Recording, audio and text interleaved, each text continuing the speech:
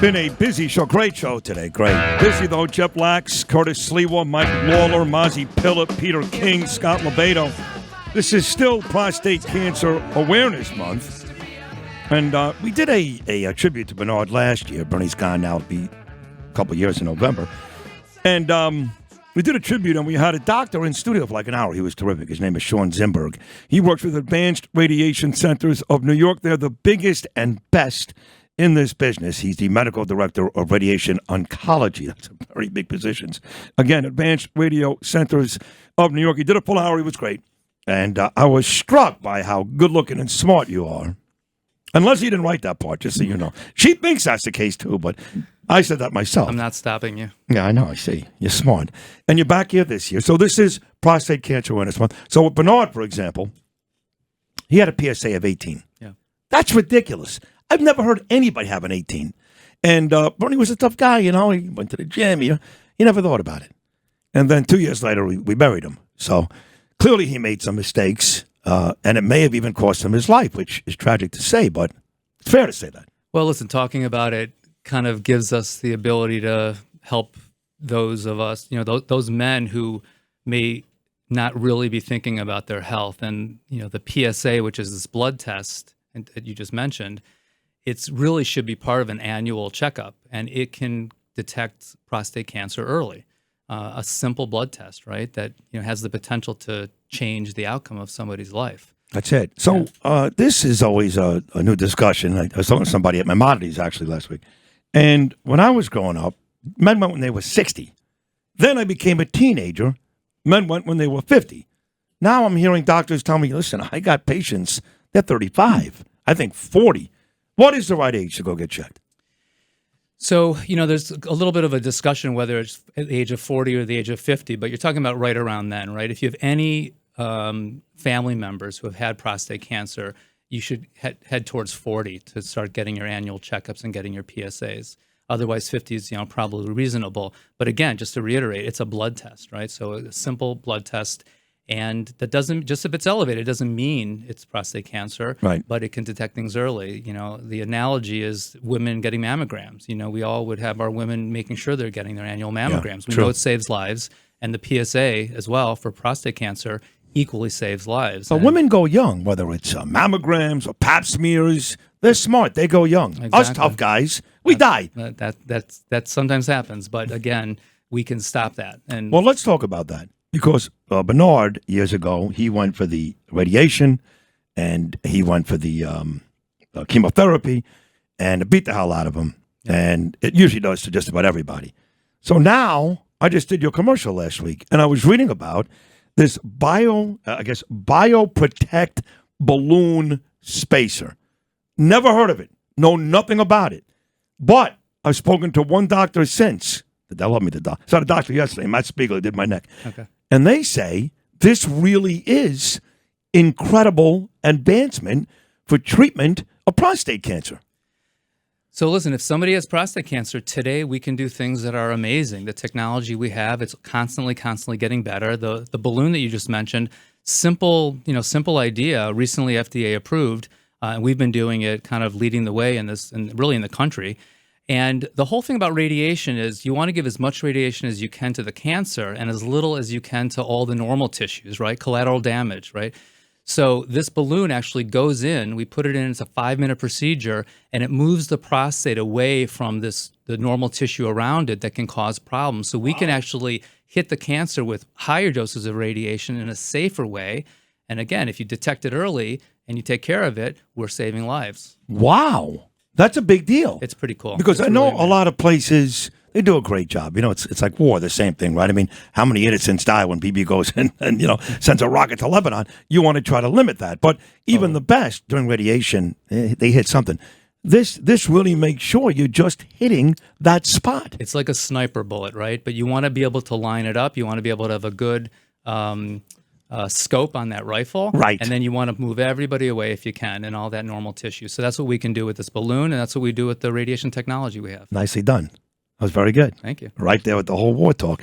So Dr. Shawn Zimberg, is that something you do with radiation, with chemotherapy, or alone? No, it's all about radiation. So as Okay. a radiation oncologist, we see patients with prostate cancer, all the time.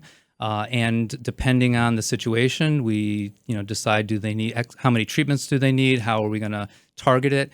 And things like this BioProtect balloon can allow us to offer a safer treatment, right, and a higher chance of cure. Because listen, we curing patients is what we do. But if we can cure somebody with an equally good quality of life moving forward, right, keep all of their functionality in check, that's really the holy grail. Now, here's a question you're not going to get all the time. Yep. But this is why I get #1 ratings in New York, right? Right.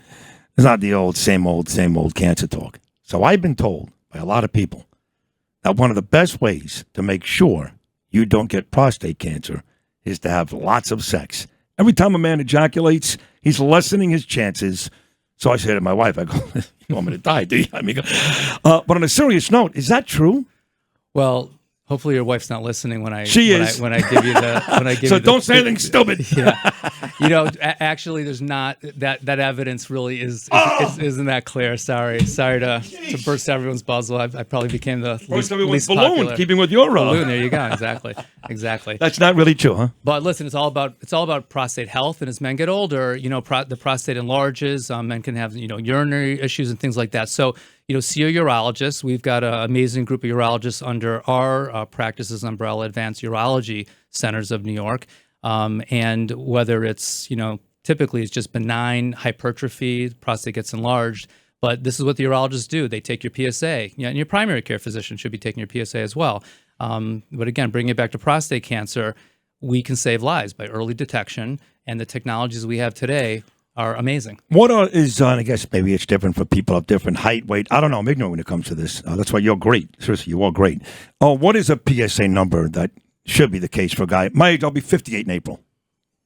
So am I looking at 6, I'm right 8? there with you. Oh, you so are. The PSA is 0 to 4. That's kind of what we say is kind of, quote, normal. But real quick analogy, if somebody weighs 280 pounds and they're 6'3", they're probably in amazing shape. But if they're 5'2", they might be a little overweight, right? So the PSA really depends on how big or small the prostate is as well. So that's really why you want to be seeing somebody that has a little bit more experience in terms of what does your PSA mean. Because even a PSA going from 1 to 2 in a year, that's normal in terms of it still being 2, but it's doubled. And that might actually be an early indicator, and instead of waiting till the PSA to get above 4. And we see that a lot. So again, the first step is get the PSA and get it year after year after year, because then you can compare it to the year before and you can see whether there's been any changes. So start early. Got it. So you're going to be 58 in April too? Go up a year. Oh, you're going to be 59? I'm 59. Oh, you look great. God bless you. Seriously, you look great.